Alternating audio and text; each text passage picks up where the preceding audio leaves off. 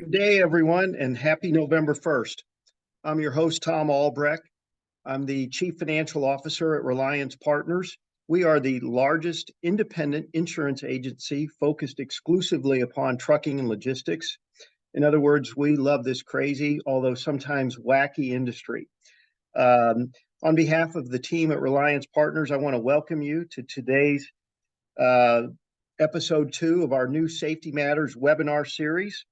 Today's topic is navigating the out of service challenge, also known as OOS. If you have young kids, I hope you had a spooktacular day on Halloween yesterday with them and their friends. And you know what? We're just 54 days away from Christmas. All of that means that 2023 has absolutely flown by. As today's host, I am delighted to introduce to you two top-notch professionals, Mark Barlar and Daniel Vega. Both are former state troopers who were heavily involved with commercial trucking and inspections and that whole world there. And we're going to tap into their insights in a little bit. Trust me, they really know their stuff, and you're going to learn some valuable things. When we established the Safety Matters webinar, we really had two broad objectives in terms of our audience. Number one, we want to help our motor carrier friends be safer and be compliant with all of the various regulations. And then secondly, we want to just make sure you get to know our safety experts. We've got 4 outstanding individuals. And again, Mark Barlar and Daniel Vega are going to be the stars of today's program. Gentlemen, as you start your engines, I'd like you to each take about 30 seconds and talk about your background, what you do at Reliance, and what you did before you got here. Mark, let's start with you. Hi, my name is Mark Barlar. I used to be a Wisconsin State Patrol Master Inspector. I did that for 22 and a half years and retired back in 2020. And now I work for Reliance Partners, helping out our clients with safety issues that they may have. I've conducted about 10,000 inspections in my career. I was an instructor for CSA for the cargo tank and hazardous material inspection programs, and got certified to do the Part A program, which is the first instruction course that all new DOT officers go through to get level 3 certified. That's great. 10,000 inspections. Was that 10,000 headaches, or should we save that for a different occasion there, Mark? That's a different occasion, I believe. Okay. Daniel, tell us a little bit about yourself. Hi, guys. My name is Daniel Vega. Director of Safety at Reliance. I was a former state trooper in Arizona for about 10 years. Went through the Part A, Part B hazmat training. My area was Southern Arizona, Southwest Arizona. That's where I was stationed out of. Now I'm here helping our insureds with anything that has to do with safety. And Daniel's still out in Arizona, by the way, but your territory is much bigger now than when you were a state trooper. You've been working out in California, Texas, and all sorts of places in between, correct? Yeah, my area is, we have a lot of accounts in Southern Texas, Laredo area, and then California, Northern California, Sacramento, Fresno, Bakersfield area. That's great. And Daniel just joined us 3 months ago, and he's been a fantastic addition to the team. Well, let's start with the basics.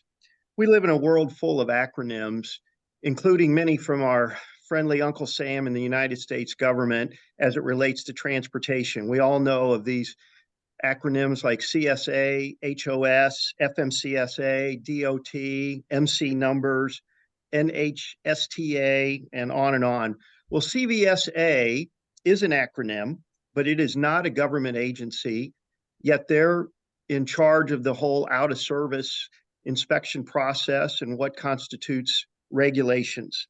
CVSA was founded in 1980, originally as an alliance between selected officials in the United States and Canada. And then in 1991, Mexico was brought in as part of the alliance.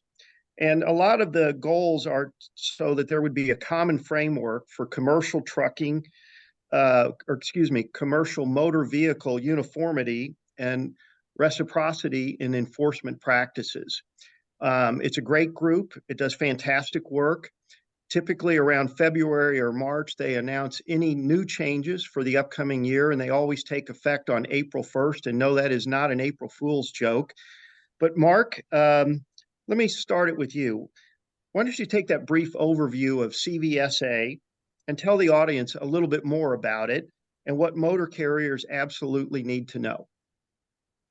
The Commercial Vehicle Safety Alliance is a great organization that brings enforcement, government regulators, and industry together to create inspection processes and best practices on how to conduct roadside inspections. They are the ones that come up with the out of service criteria, and that committee is made up of industry. Everybody in industry can have an effect on the out of service criteria just by showing up to their meetings and voicing your opinion on what we see as best practices. And the whole point of CVSA is to bring Canada, Mexico, United States, and all of those partners together to prevent crashes, prevent injuries, prevent fatalities due to the operation of commercial motor vehicles.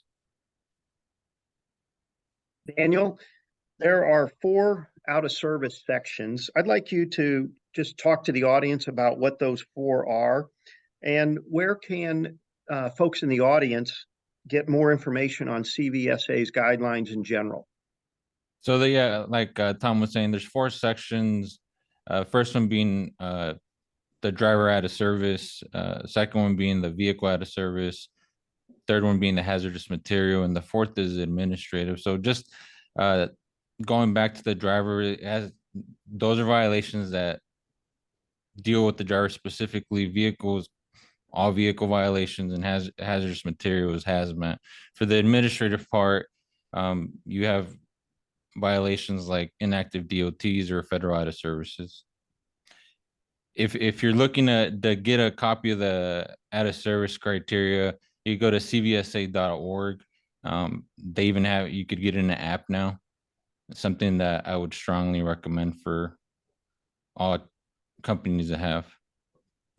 Yeah, it's a critical part of the industry. And even though CVSA is not a government agency, the requirements set forth, because so many different parties, from motor carriers to regulators to the various governments and lots of folks in between, have agreed on these standards.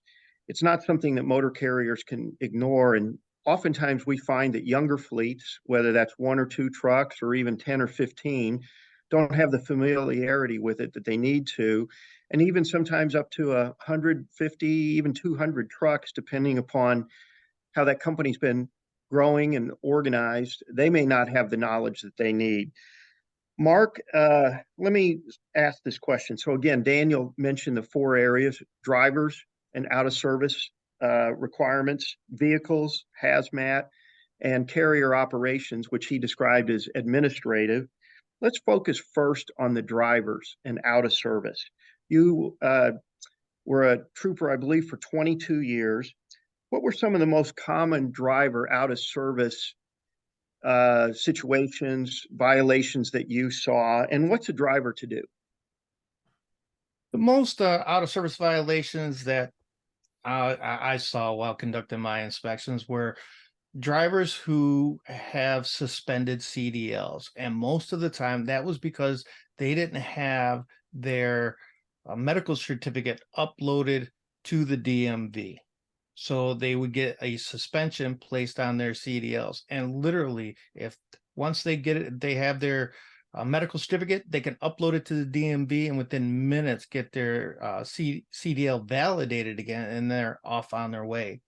Violating the hours of service through falsifications in a log was a big one where I worked at in between Milwaukee and Chicago.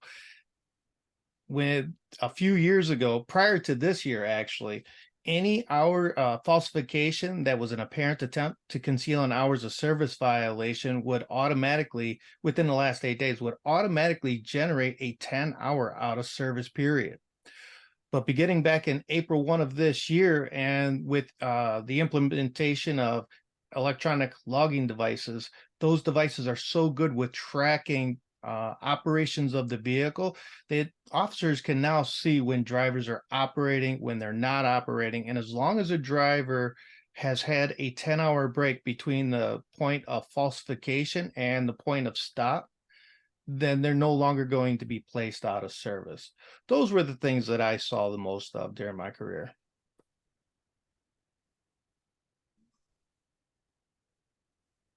Tom, you're on mute, sir. Mark, why would a driver not know that their CDL has been suspended for something as straightforward as a medical certificate? Well, drivers don't really understand that it's now the regulations to where their driver's license will be taken away from them if they don't get that upload. It was a change in the regulations for most states. I believe that FMCSA required this. They required every state DMV to implement this, and they gave it several years to come into for everybody to be compliant, every state to be compliant.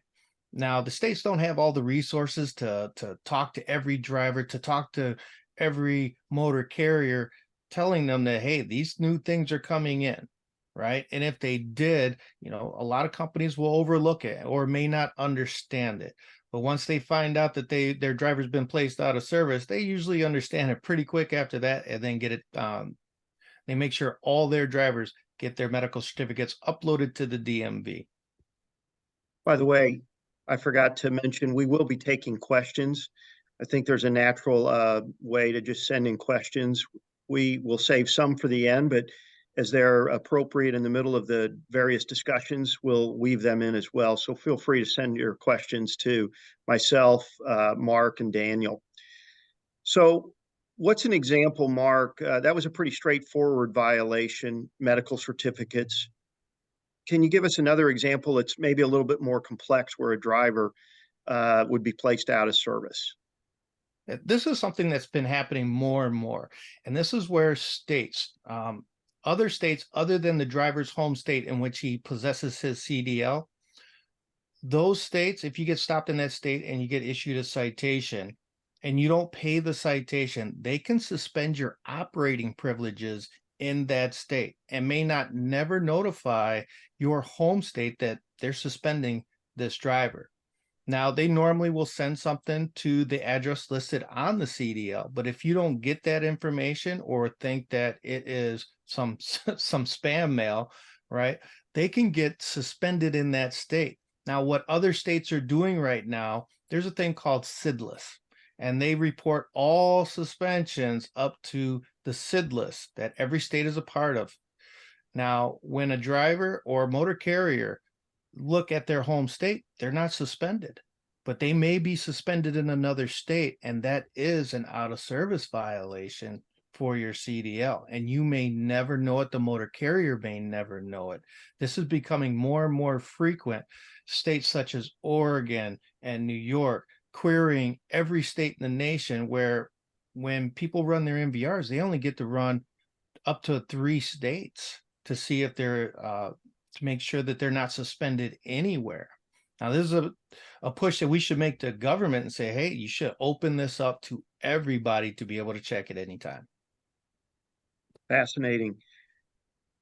Daniel, let's shift to vehicle out of service situations. Can you give us an example of some of the most common vehicle out of service situations that you've seen? During my time doing inspections, I think that the 3 most violations I would see is brakes out of adjustment, brake hose that are chafed, inoperable tail lamps, and then just flat tires. Those are the most common ones that I would run into. And later on, we'll talk about the pre and post trip, but that's very important in order to reduce these violations. Absolutely. So let's delve into that a little bit. Either one of you. So first of all, what's the definition of a flat tire? Maybe I'll aim this at Mark. And then a lot of times you actually have a chance to challenge that if the inspection report was incomplete. So kind of a teaser for our audience there. Mark, tell us what a flat tire is and sometimes where you can help with a data queue challenge. So CVSA has come out with an operational policy under operational policy 15, and they state that a tire is flat when the tire pressure is at 50% or less of the max rating listed on the tire. Now, every tire has that the maximum pressure that's allowed, right? Officers are not, they're instructed, they are not to check tire pressure unless there's an indication that there's underinflated tire there. And when they do check it, because there's an indication, and one of the indications may be, and this is happening more and more across the United States, is there are tire pressure sensors in the roadway when coming into scale facilities. So they may already know that a tire is underinflated while entering into a scale facility. Here in Wisconsin, coming northbound on 94 from Chicago, tire pressure sensors in the scale. I-55 south coming out of Chicago area, tire pressures in the ground prior to you reach the scale. So they measure the tire and they measure it's 50% or less the max pressure. It's considered a flat tire, not underinflated. Now, things that we can challenge, and I've been successful on, is when officers will write a violation, because there is a regulation that says they can't have an underinflated tire, but there's a bunch of other things that need to go with that. And CVSA has stated that we're not even dealing with it. It's 50% or less and nothing else. So if the max pressure is 100 and our tire is at 55, then we should be good to go. Shouldn't be placed out of service for it. Shouldn't even be written as a violation, right? So that's where we can come in and assist. Now, if an officer just states, tire is flat, well, it's kind of hard to argue with an officer when they says it's flat. I mean, how much PSI is in there? Who knows? But most of the time, officers will be real good and put information like the tires off of the seal, so it's no longer connected to the rim, has a hole in it that you can see through, things of that nature, or they've actually measured it. Most officers are actually putting that information in there right now. I believe you said if the officer does not list the max PSI and the actual PSI, then that's a potential for you to challenge that and overturn through a data queue a violation, which ultimately would be helpful to scores and even insurance premiums, depending upon a lot of other things. But anytime you can get a score going in the right direction or a violation removed, that's a big positive. Yeah, so I recently won one where the officer put down that the tire inflation pressure was at 65 PSI.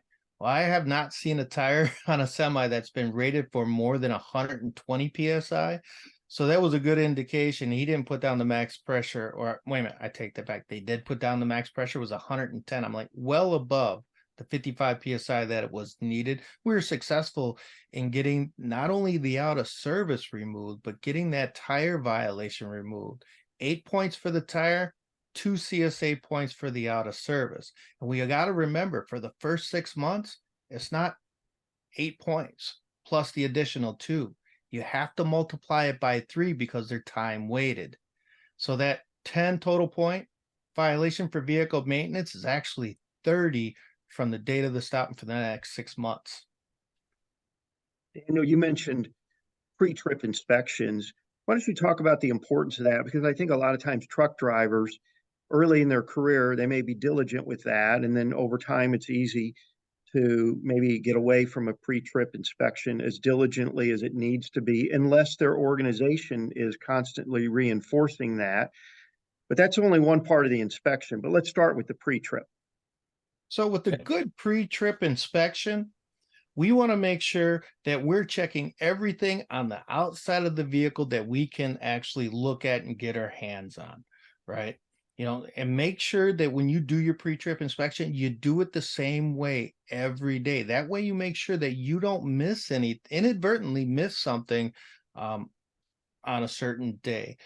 Things that you do want to focus on, you want to check tires every day. You want to check your lights every day. Good pre-trip, good post-trip. You want to check that your connection to your trailer, you're not leaking any air, because, you know, during this time of the year up here in Wisconsin, if you didn't know, it snowed yesterday. We got snow on our pumpkins for Halloween.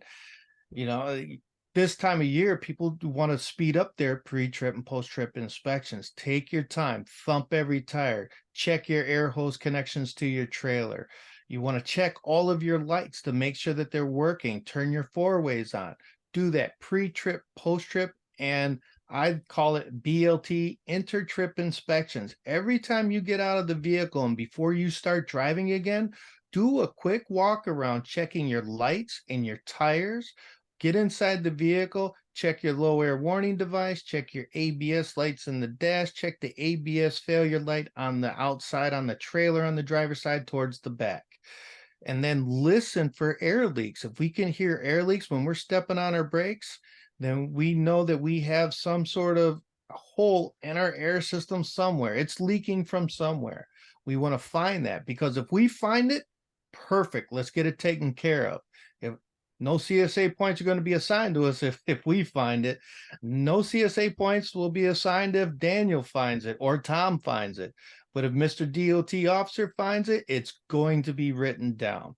And every violation will be written down. Some companies think that officers are being mean because they wrote so many violations. This is exactly what they're trained to do. And part of that is one, to hold companies accountable, and two, to make sure that the carrier knows exactly what issues were found so that they can correct them so they don't become a bigger issue later on.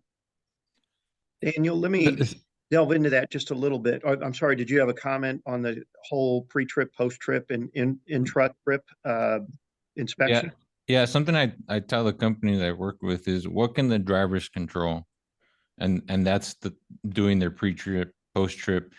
Anything outside the vehicle, the driver should catch before leaving the yard. Anything in the undercarriage, that's more for mechanics. But so what can the driver control? And that's touching on what Mark said, is flat tires, lamps. Those are things that a driver could control before he leaves that yard. We have a question from the audience. This individual asks, how many pre-trip inspections do we need in a day? And I'm going to interpret that question a couple of ways. One is, if you're a very short haul, multi-stop motor carrier, like maybe a gasoline hauler stopping at 7 or 8 quick shops and gas stations. But also, are they supposed to do a pre-trip inspection every time they stop for a meal, for to use the restroom, whatever the circumstances? What's the advice of you two to this person's question? My advice is to do a really good pre-trip inspection at the beginning of your day, right? Check your windows, check your bumpers, check your lug nuts, check your frame of the vehicle, of the trailer. Check if you're hauling hazmat, check to make sure all your valves are closed. You haven't developed any leaks over time. You know, in these colder climates, a lot of seals will start to fail going from summer to winter. We might get some leakage from a cargo tank. It actually happens quite a lot in the north. You know, so we want to make sure that we check everything really diligently at the beginning of the day. The inter-trip inspections, go ahead and limit that to the items that are normally going to place you out of service because you pick something up in the roadway, or because of the roadway, or just because of the wear and tear of the vehicle. Lights do go out, tires do pick up debris, and they do go flat.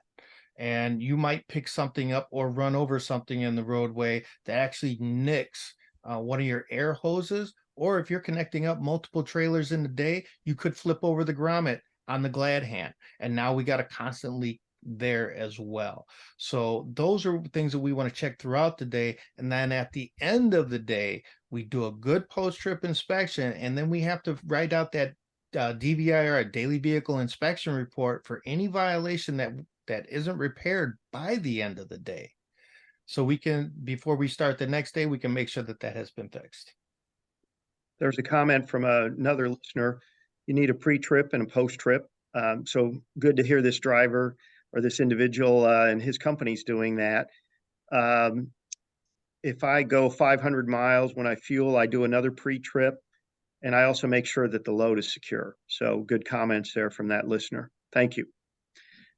Daniel, you mentioned 4 of the common out of service vehicle situations you see. I think it was brakes out of adjustment, maybe brake hoses, flat tires we've talked about, brake lights. Let me give you a situation.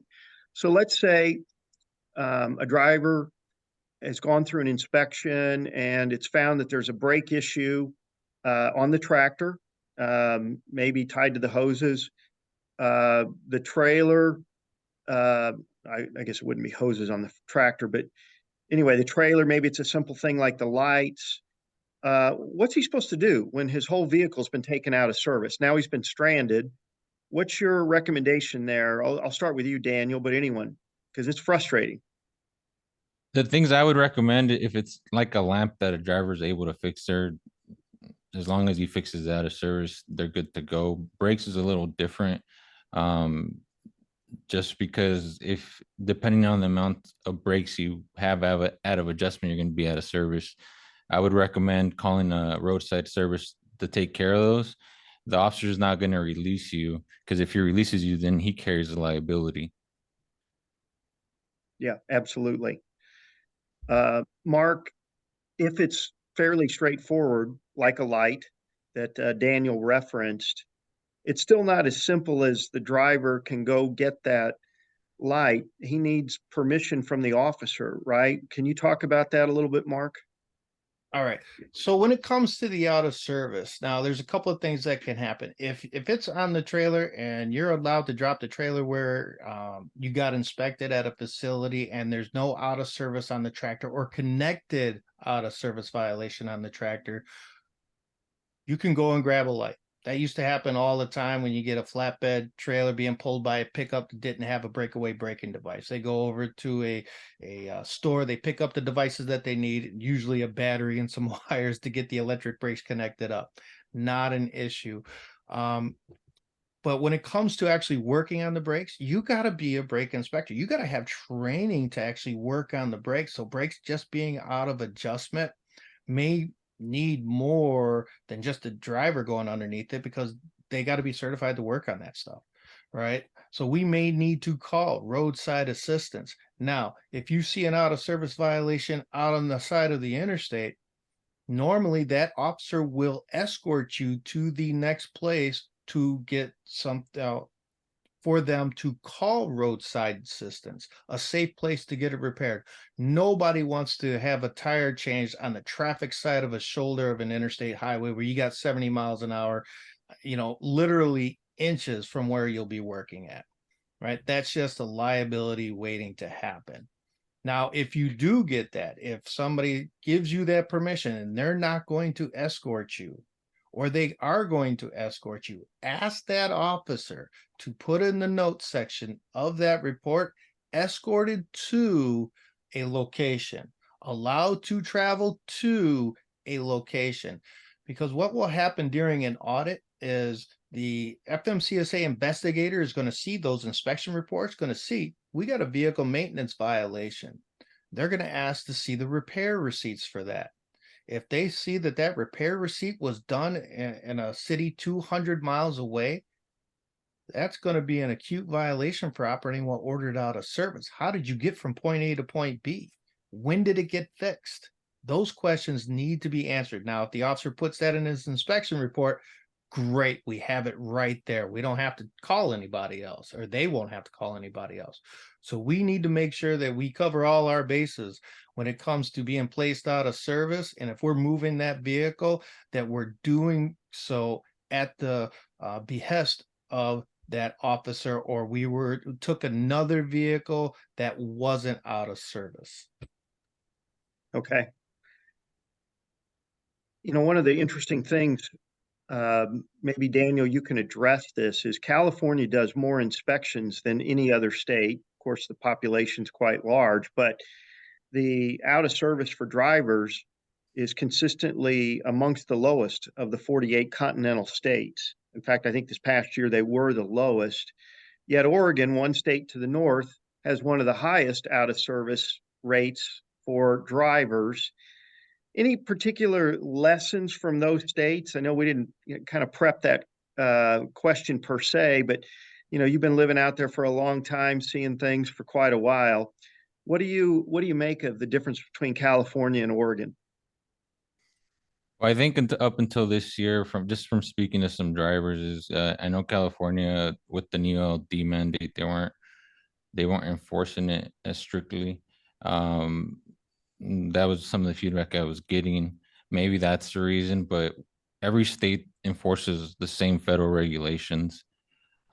Maybe they just aren't finding the violations. But at the end of the day, every company has to follow them. Okay. Yeah. And just to add a little bit to that, I actually talked to a couple of Oregon enforcement officers about 5 years ago and said, "Well, why is your out of service rate the highest in the country for drivers year after year after year?"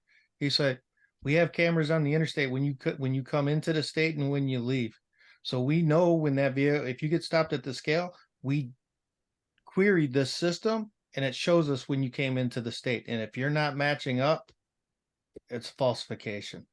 And if it's an apparent attempt to conceal back then they place you out of service, which was the standard at that time." So I thought that was very interesting that they had cameras set up for when they went across certain bridges and came into the state and whatnot. Thought that was very interesting. And where did I meet these guys at? CVSA conferences. You meet these people that they answer your data queues, that you can call for interpretations on things. You meet a lot of these people at CVSA conferences. These are the people that help bring in the changes to regulations, that bring in changes to the out of service. So if you have never been to one, go to one, and you will see a lot of good information is passed out at these conferences. And just to add something, I mean, I used to work at the border of California, Arizona border. I'd inspect a lot of California companies, and where we would see the issues is the smaller companies, that them not being in compliant with the ELD mandates. Absolutely. And we'll talk a little bit later on what all of these out of service violations mean for your CSA scores. Mark, I wanted to talk to you about the importance of mock audits, though. Some of the fleets that are really trying to get ahead of violations, lower their CSA scores, and ultimately, hopefully, have a better insurance premium experience, utilize mock audits. Can you talk to us about what goes on then? What's the value of that? Just your experiences in general. So when you ask someone to come in to do a mock audit on your company, they're going to be looking at the same types of things that an FMCSA auditor is going to look at, right? They should be doing a log audit of your drivers. Now, most people don't know that failing in hours of service, the portion of an audit, is automatically going to put you as a conditional carrier, because they carry 2 points where everybody else is everything else, all the other basics, it's a 1 point if you get a conditional portion of it. So if we have a violation rate of a critical false for the sample of drivers that we have, and the sample of drivers is the number of drivers listed by FMCSA, and it's 30 days for each driver. So if you have 5 drivers, it's 150 logbook days. If you find 15 critical falsification, 15 days with a critical false on there, you're automatically going to be a conditional carrier at that point. You can identify that during a mock audit. Now, how do you fix that? You monitor the use of personal conveyance. You monitor unidentified driving. And when it's not being utilized correctly, you have to force those changes to the driver.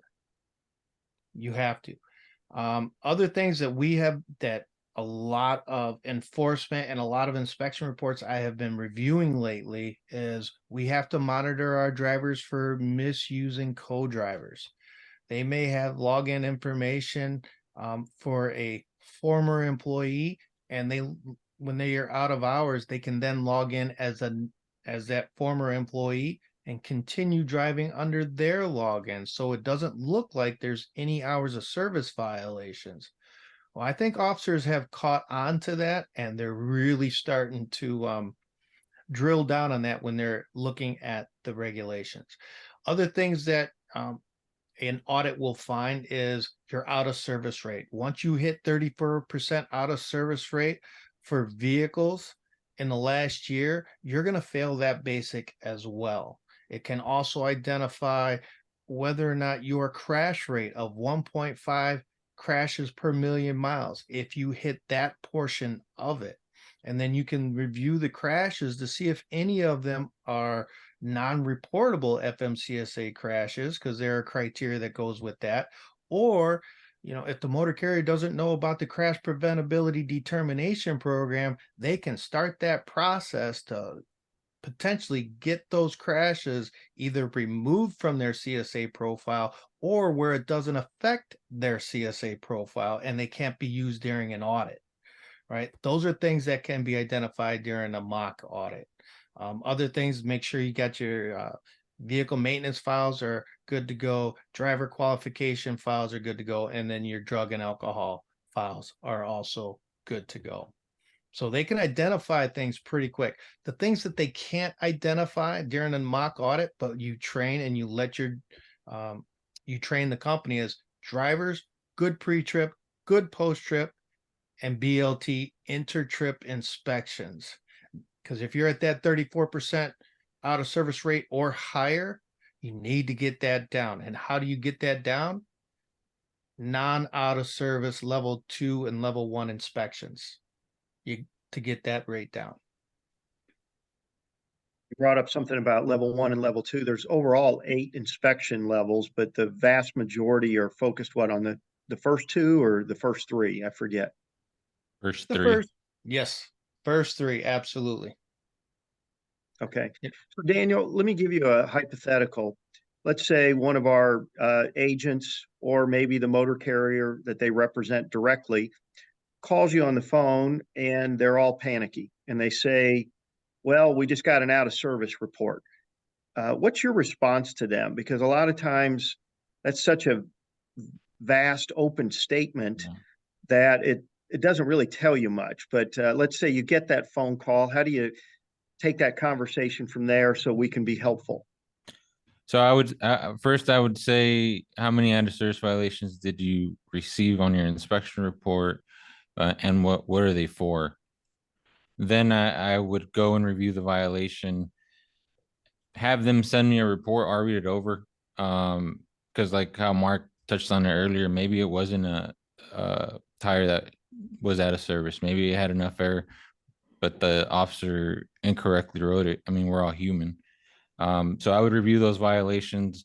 If it's something that we could move forward with the challenge, we would challenge it and just calm them down a little bit.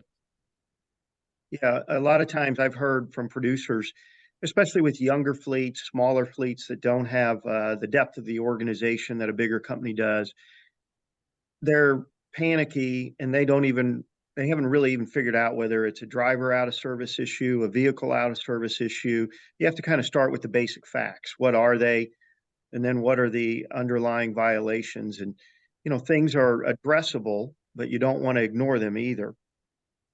Something that we want to keep in mind, if an out of service violation designation was given, because the officer has to actually designate it as out of service.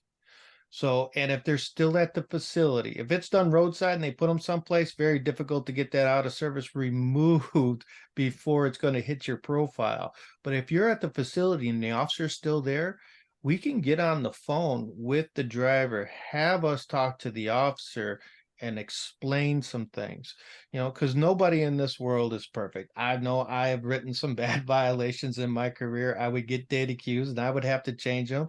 And that's just the nature of life, right? But we can explain, and I've had several clients call me and say, hey, we're getting placed out of service for this. All right, send me the information. I would look at it and say, all right, there's a problem here. Let me talk to the officer. And I explain, hey, this is why you're seeing what you're seeing. If it has to do with an ELD when they're looking at it in E-rods, and that's the program that enforcement uses when you upload and they download it. versus looking at the ELD itself and why there's a little bit of a discrepancy. I can explain some of those. But when it comes to, say, a tire violation having less than 2/32 inches, well, we need to explain that that needs to be in two adjacent grooves at 3 points on the tire, at least 8 inches apart. And then two tires have to meet that criteria if it's a dual axle end. Now, a lot of officers will miss that point of it, that it's, on a dual axle end, if it's not on a steer tire, that both tires on that axle end have to actually meet it before it's out of service.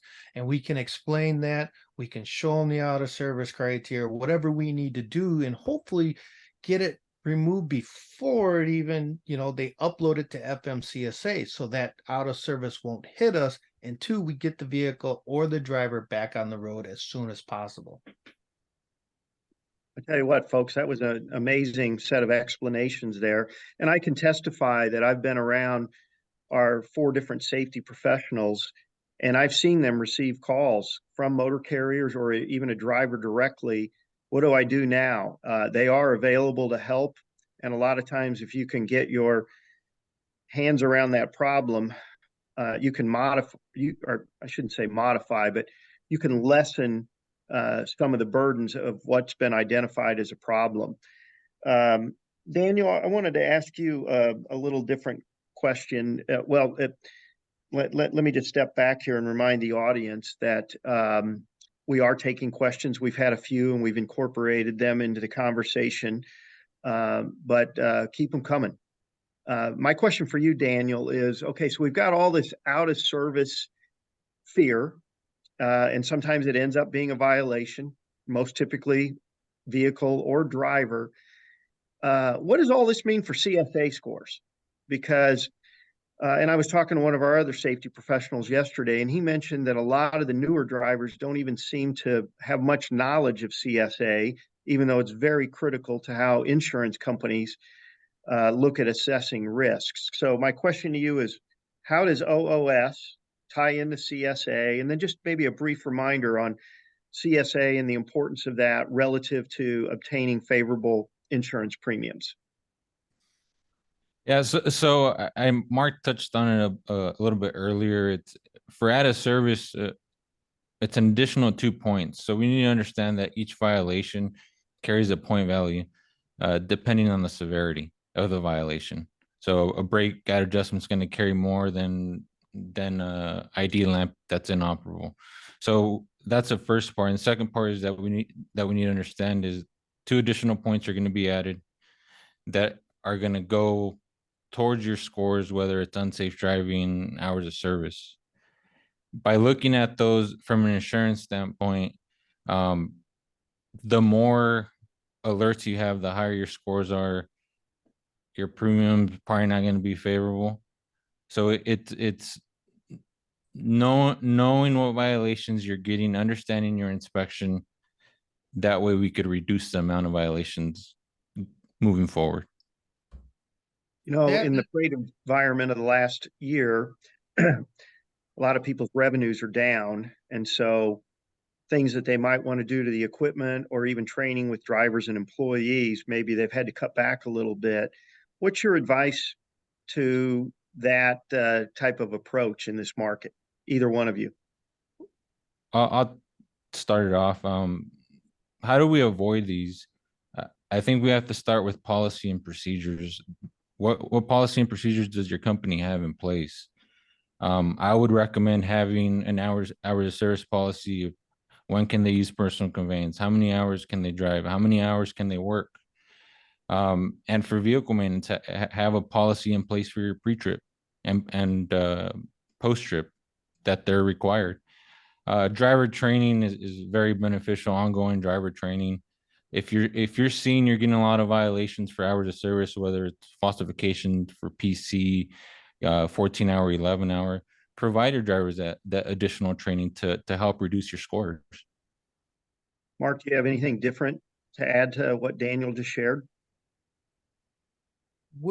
Companies aren't making money unless their tires are rolling down the road, right? So when you're out of service, your tires are no longer moving, either because the driver has to spend a certain amount of hours out of service, or we got to get something fixed on the vehicle. So in order to keep making money, keeping our vehicle moving down the road, we do what we need to do. We do our pre-trip, we do our post-trip, we monitor our hours of service. We make sure that when drivers are using personal conveyance, that it is only the personal conveyance that FMCSA allows you to use. And if you don't know what that is, just Google FMCSA FAQ personal conveyance, and it will give you a sheet that tells you when it's good and when it's absolutely not good. And to get a copy of the out of service criteria, Google CVSA out of service criteria, and it'll take you to CVSA directly to their out of service criteria, of which you can get a copy of it. It is copyrighted, so you have to get it from the Commercial Vehicle Safety Alliance. We have a question from the audience. A woman writes in, what resources would you recommend to the motor carrier to better educate themselves about out of service, data queues, and other regulations? Mark, you obviously just spoke to that about CVSA out of service, FMCSA out of service. But either one of you, do you have a couple of other resources that you regularly recommend to motor carriers?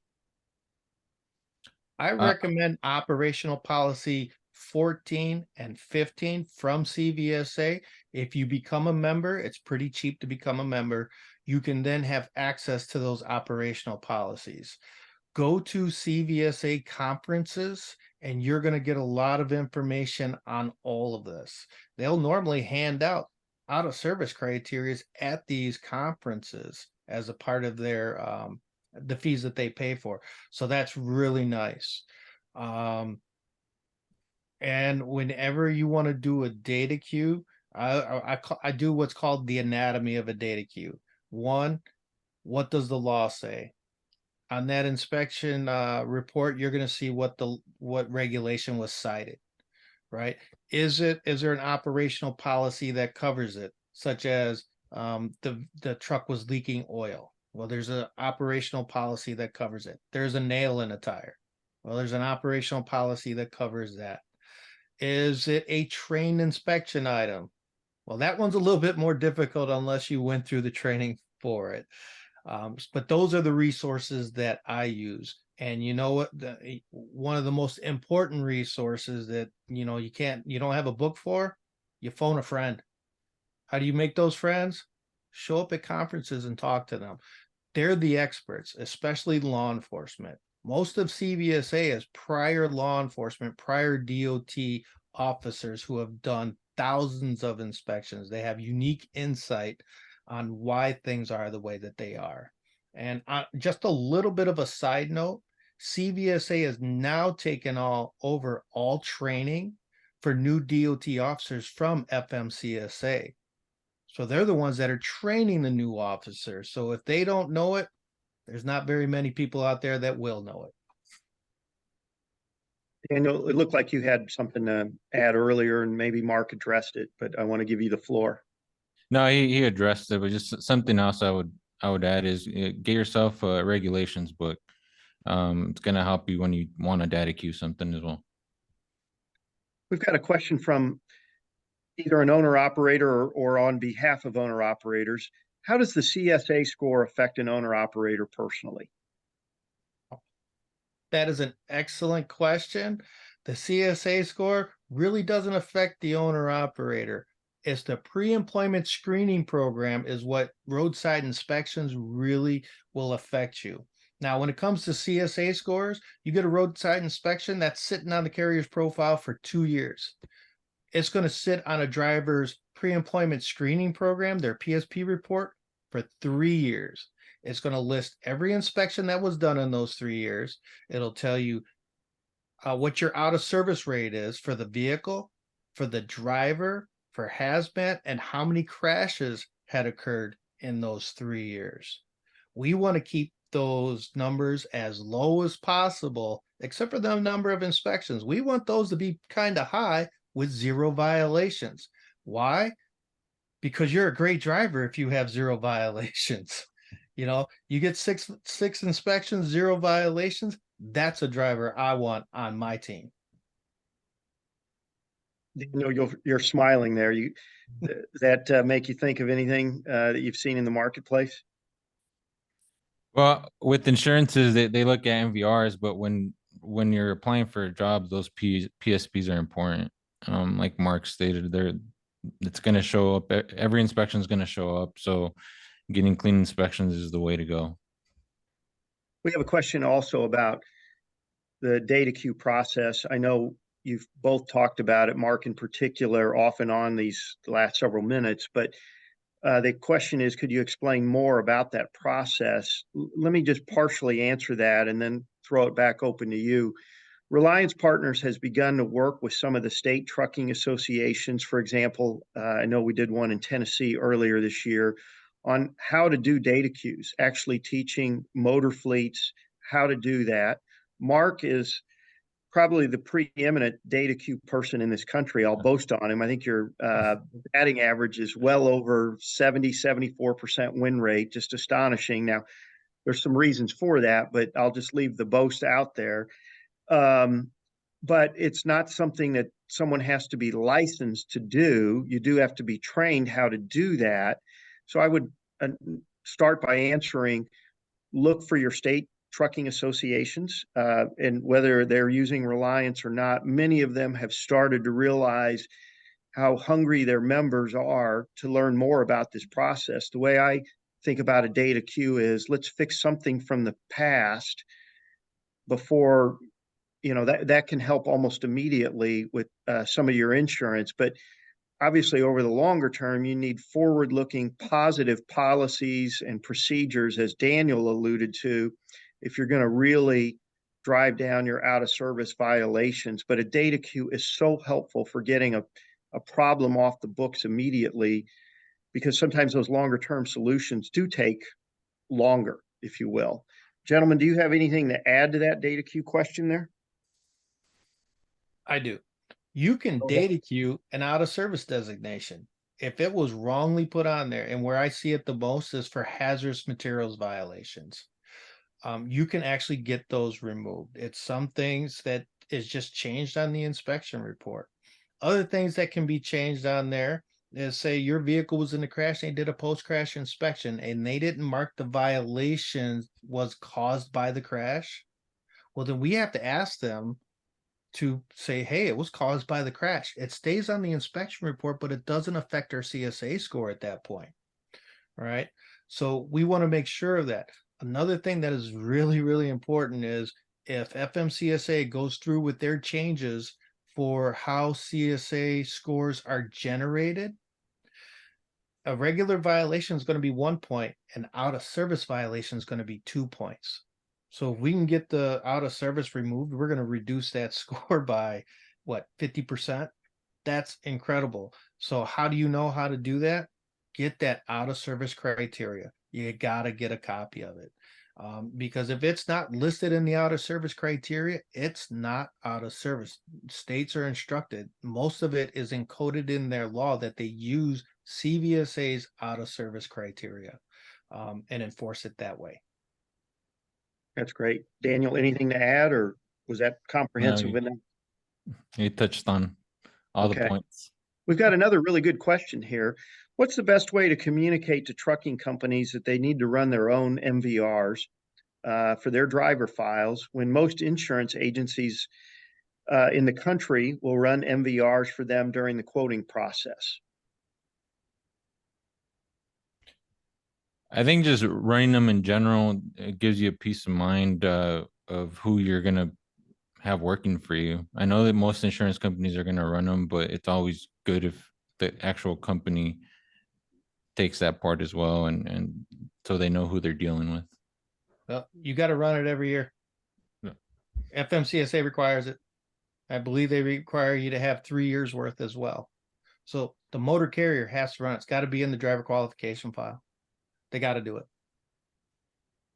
So in other words, just don't take it for granted the No. insurance companies are going to run it. You should be proactive with that kind of data if you're really going to affect change in your organization. Yeah. And you also have to understand that you are going to see a ton of MBRs. You're going to see violations on there. You're like, what are those codes?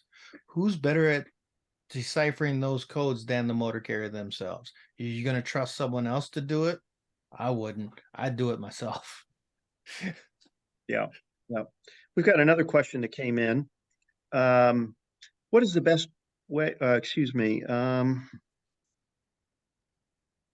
Okay, so a driver got a violation for an IFTA permit that was suspended in a month before, but at the time of the inspection, the license was active. Can I challenge it? And how would I do that? Now, I say everything can be challenged on a data queue. Whether or not you're going to win is the issue. I don't do data queues on IFTA violations for the fact that it doesn't affect your CSA score. It's not an out of service item. If a company or a state says you can't operate until that IFTA is taken care of, understood, but it's not going to affect your CSA profile.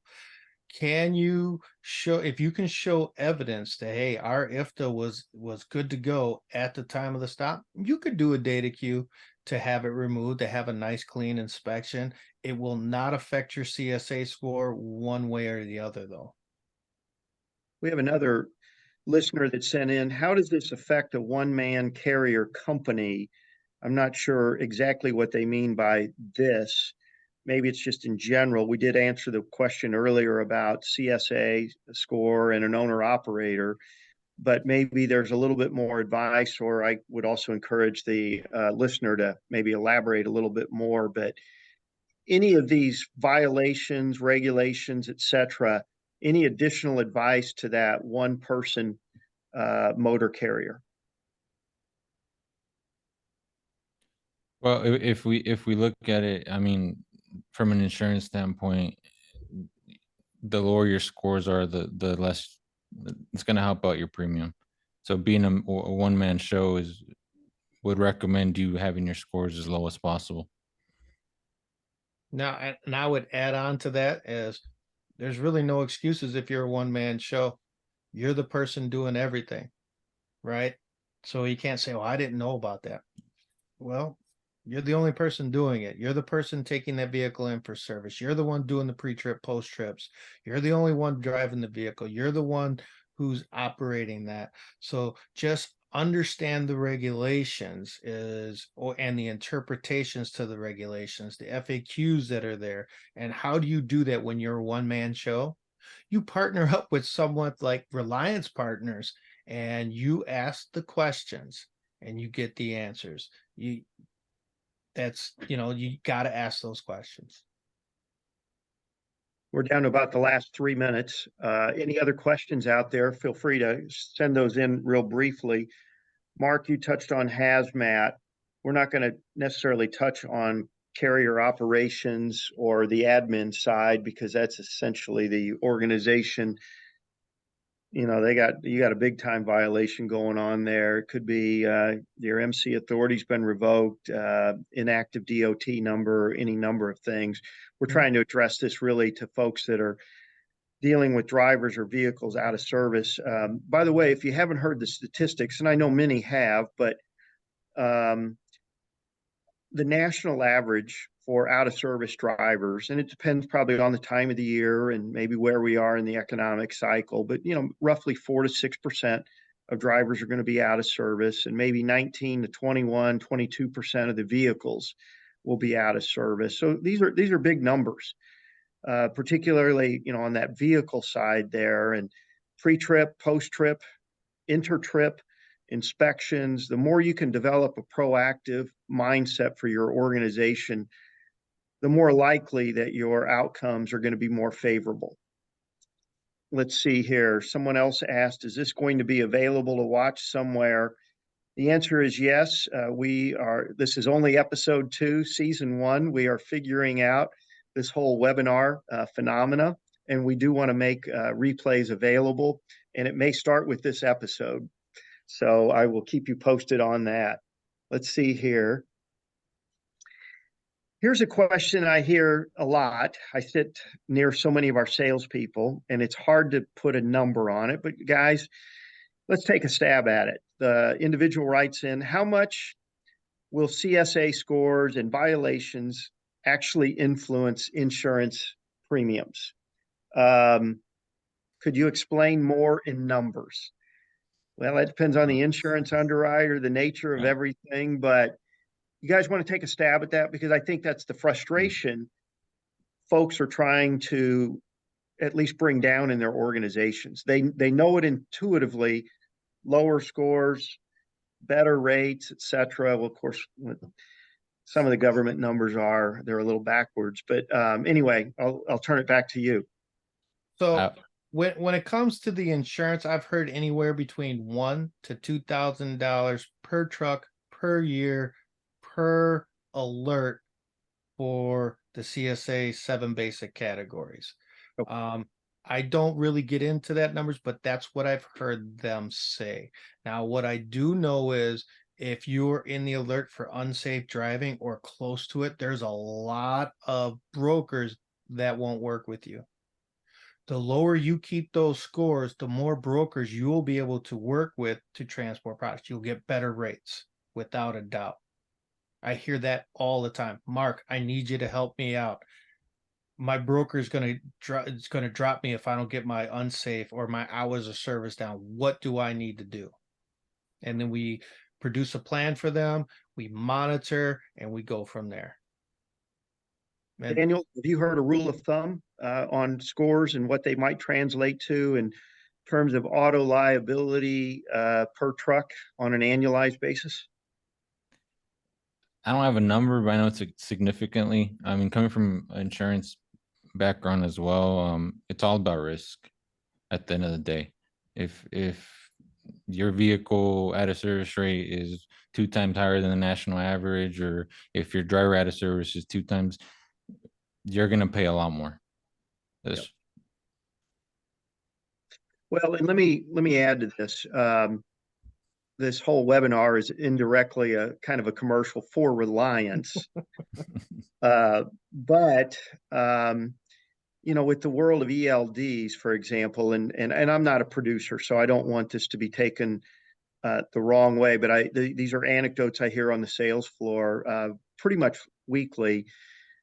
We had an instance, I think it was last year, 43 trucks had an incident, or that this fleet, which was not our customer, had a fatality, I think 2.5 years prior. They stressed to the underwriters and their prior agency that they really did believe in safety, that they trained people on it. They reiterated it constantly through training, through messages, videos, etc. But they got dinged 2 years in a row on their renewal. And so one of our producers took them to one of these newer underwriters that really look at the ELD data. It's quite a bit more real time when you think about it. Driver behavior for the previous 90 days. And the underwriter said, holy cow, this is one of the safer fleets I've looked at this year. All the things you can imagine, lane changes, hard braking, quick acceleration, and numerous other things. They really stood out, and they ended up saving about $3,000 in auto liability per truck that year. So it was a fun story to hear. We can't guarantee anything like that. The underwriters have their own mind, but ELDs are becoming a powerful tool instead of just relying on, let's say, an Excel sheet with 5 years of loss runs. It's much more real time. Gentlemen, we are just about out of time here. For those, we got another question. Is there going to be a replay? The answer is we're going to do our best, as we're brand new to this webinar world. My guess is yes. Any closing thoughts here? 30 seconds or less. Daniel? Just if you guys ever have any questions, I know I'm open. Give me a call. Maybe we could provide you guys information if you guys request it. We're open to helping anybody. Yeah. Mark? So Reliance Partners has a great safety team. You have actually 3 former DOT roadside officers, one of which became an FMCSA auditor, and we have on the head of our team Brian Runnels, great. Been driving a truck for well over 20 years, ran a driver CDL school after that. Just an amazing team on the breadth of knowledge that everybody has. When I have questions that I can't answer, I call Brian or I'll call John Seidel. And they do the same with all of us, and that's just a great team to have when you partner up with Reliance partners. I agree 100%. I'm really privileged to work with them. I would compare each of their 4 experiences. While they're all extremely knowledgeable about safety, best practices on safety and regulations, it's also a little bit like being at the 4-way intersection of a busy road. Each person has a slightly different perspective on the traffic that's moving through. And if there is an accident, depending on which corner, you're going to see it slightly different. So they each bring valuable perspectives to helping you become the safest, most compliant fleet possible. On behalf of Reliance Partners, Mark, Daniel, thank you so much. Audra, thanks for the help in the background. And we will alert people as quickly as possible if this replay is going to be available, which I think it will be. And thank you for your participation. In the next week or so, we will be announcing our next Safety Matters webinar and the topic. So it will either be shortly after Thanksgiving or the first week in December. So until then, have a wonderful November, and we will talk to everyone soon. Take care. Take care. See you guys.